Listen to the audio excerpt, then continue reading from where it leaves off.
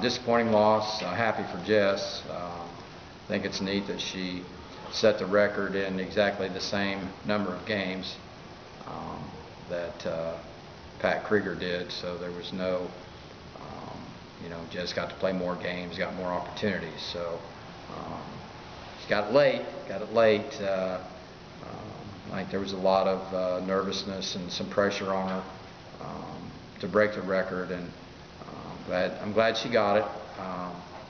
And I know her well enough to know it's disappointing that we lost the game, and as she said, she'll appreciate the record a lot more down the road as years pass. And she's got a chance to be a 2,000 career point scorer. She's on track for that, as well as 1,000 point rebounds, which very, very few players have ever done that. And tonight was her 58th, I think, double-double, which I think broke a tie for 30th all time in women's basketball history. So she's with some really high quality company, and as she moves up the charts, and it's been very fortunate to have coached her.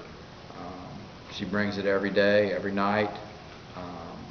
Our team was flat, coming off the road, tired, moping around. We have not had good practices, but the one player you can count on that's going to bring it is Jess.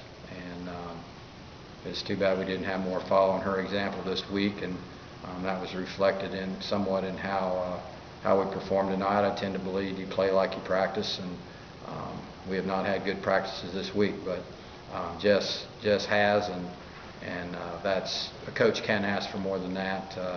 And she's stepped out of her comfort zone. She's always been a hard worker, but this year she's the only senior on the team, which is hard for anybody, and she's become more vocal and has been a very encourager in timeouts and in practice. And again, very blessed to coach a player of her abilities, but also her attitude and her work ethic. Coach, continuing on about what you just said, let's talk about the balance of what Jessica has meant to the program over the time she's been here. Well, I mean, you feel like when you have a player like Jess that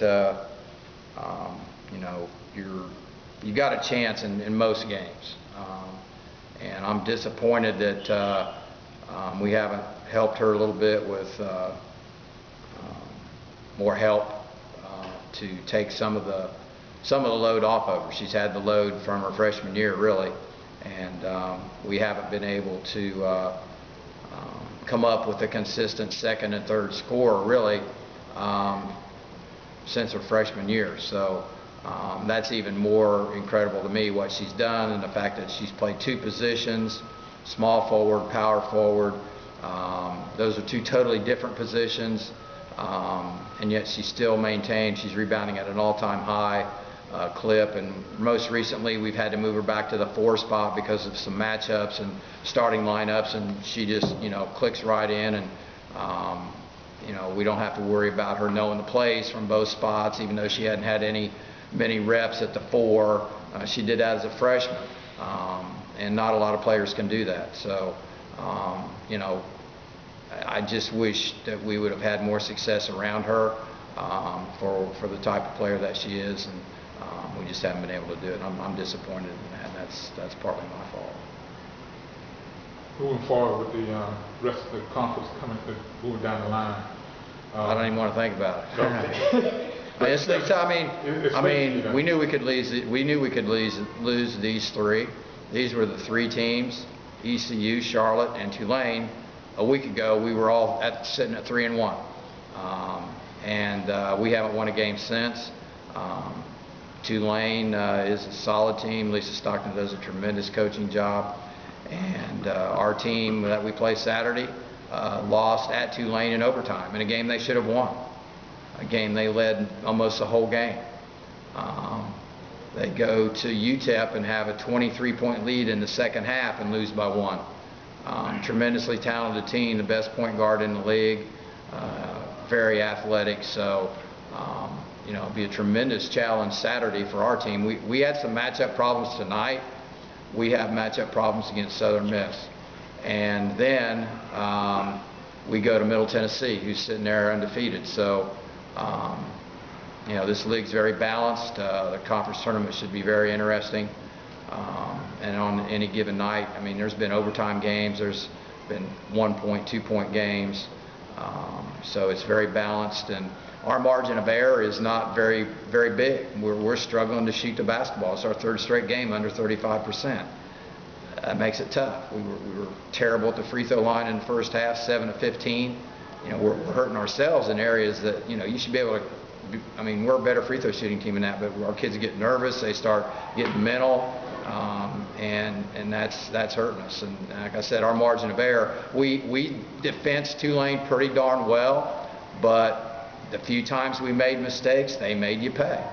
And that's what our team doesn't understand, that you have to be locked in, especially our team. We got to be locked in defensively every possession because it's crucial for us.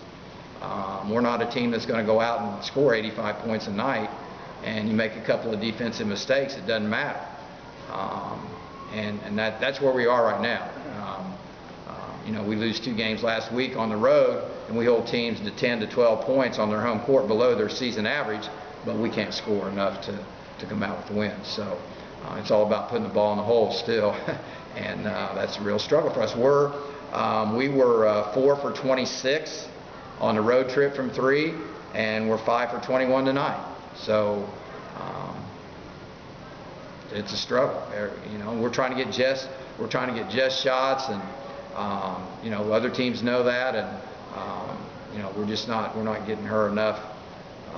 We don't know who it's going to be from game in, game out, and that's why we kind of have to go through 9, 10, 11, 12 players every game to try to find that combination on any given night, and that's difficult to do. When Jessica came into this program, did you envision, you know, individual goals like this for her, and No. any examples that she's kind of set for this program? No, you don't do. I mean, you don't do that as a coach. Say, "Oh, this kid's going to break the all-time scoring record to be our all-time leading rebounder." I mean, I don't. We thought we had a really good player. The thing about her, she's gotten better every year, and it goes back to what I said: work ethic, attitude, competitiveness. You know, we saw early on she has a real knack for, we use the term nose for the ball. She goes and rebounds out of her area. She's done that from day one. She goes and gets the basketball. She's worked on her perimeter game to be more of a perimeter player, so she's not just in the low post where people could get physical with her. But no, I don't think, you know, at least I never project something like that. You know, we recruit all these kids. We think they're all going to be good. We're handing out $200,000 scholarships over a 4-year period, and I've obviously made some mistakes. It's not a guaranteed science, and every player we bring in here, we think, hey, she's going to really be a good player for us. And the Jesses are very rare, obviously, but I'm very happy that she came here, and she's left a legacy and a mark on the basketball program that will always be remembered. And I'm just, you know, I wish I was coaching at UConn or Baylor or Texas or somewhere where there's 10,000 people a night appreciating her skills and what she does, because she's very fun to watch. She's got a real grace about her on the court. She's very mobile and athletic, and she just does things that are fun to watch. And I just wish more people would have had the opportunity to see what a great player and what a rare player Rice has had for 4 years. Thank you, sir. Appreciate y'all.